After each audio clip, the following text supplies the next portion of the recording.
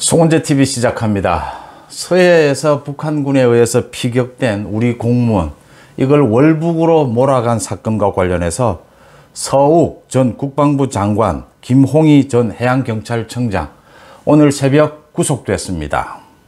그러니까 영장실질심사에서 재판부가 서울중앙지법 김상우 부장판사가 증거인멸 및 도망의 우려가 있다라고 해서 구속영장을 발부를 했습니다.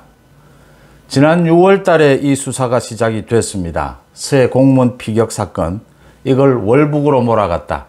문재인이 3시간 동안 우리 공무원을 알고도 이 지금 표류하고 있다. 북한군에 의해서 억류됐다라는 사실을 알고서도 생명을 구하지 않은 부분, 그래서 월북으로 몰아간 부분, 처음으로 이 사건과 관련해서 구속이 됐습니다. 서훈 당시 청와대 국가안보실장, 박지원 전 국정원장 소환조사가 임박했습니다. 그 다음은 문재인입니다. 어제 영장실질심사에서 많은 얘기들이 나왔습니다. 서욱과 김홍희의 혐의는 직권남용 등입니다.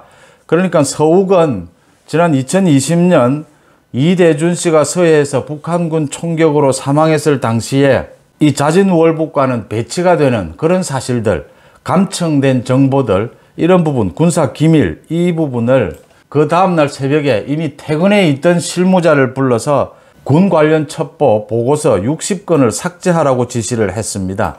이렇게 삭제한 데는 피격되고 난 그 다음날 새벽 1시에 청와대에서 관계장관회의가 열렸고, 이 관계장관회의에서 월북으로 몰아가기로 결정을 하고 난 다음에 월북과는 배치되는 그런 군 감청 자료, 이런 부분들 60건을 삭제하라고 지시한 부분입니다.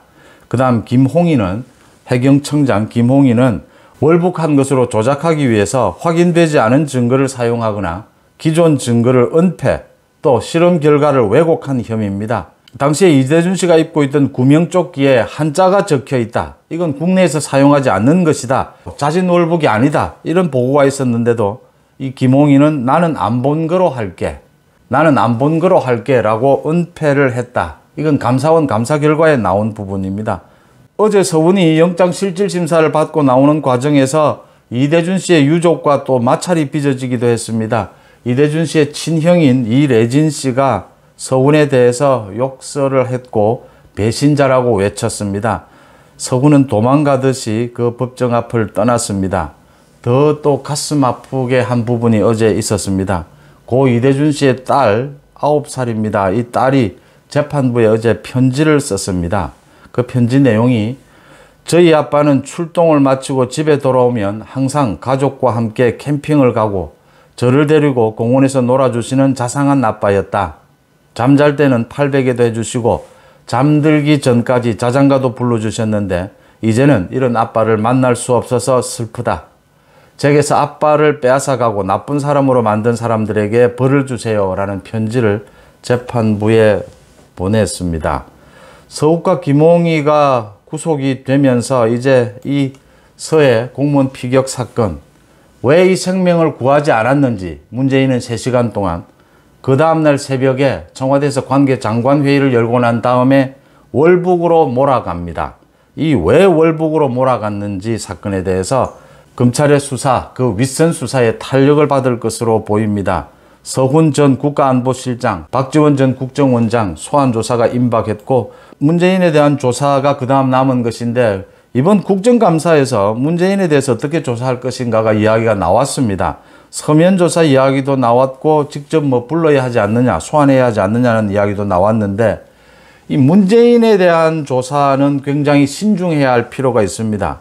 이 서해 공무원 피격 사건뿐만이 아니라 북한 어민 강제 북송 사건, 그 다음에 원전 문제, 송철호 문제, 드루킹 문제, 문재인에게 걸려있는 혐의들이 지금 굉장히 많습니다. 그래서 검찰이 문재인을 단지 건당 이렇게 서면 조사를 할 건지, 아니면 소환해서 일괄 조사를 할 것인지, 아니면 문재인의 신병도 확보해야 하는 부분인지, 이런 부분들에 대해서 시간을 두고 종합적으로 검토해야 될 필요가 있다. 이렇게 보이는 대목입니다. 검찰이 신병을 확보한다, 확보하지 못한다는 큰 차이를 보입니다. 그러니까 신병이 확보되고 구속이 되면은 굉장히 많은 심경의 변화를 일으키기 때문에 검찰에서 굉장히 많은 부분들을 밝혀낼 수 있다라고 하는 겁니다. 서욱과 김홍희에 대해서 구속영장이 발부가 되고 구속이 되면서 검찰이 서해 피격 사건에 대해서 본격적으로 이제 윗선, 특히 박지원 서훈입니다. 박지원 같은 경우에는 빨리 구속을 시켜야 하지 않느냐. 각종 언론에 출연을 해서 자기에게 유리한 발언들을 계속하고 있고 윤석열 정부를 계속 공격하고 있습니다. 이건 검찰의 수사에 직접적인 영향을 미치는 부분입니다.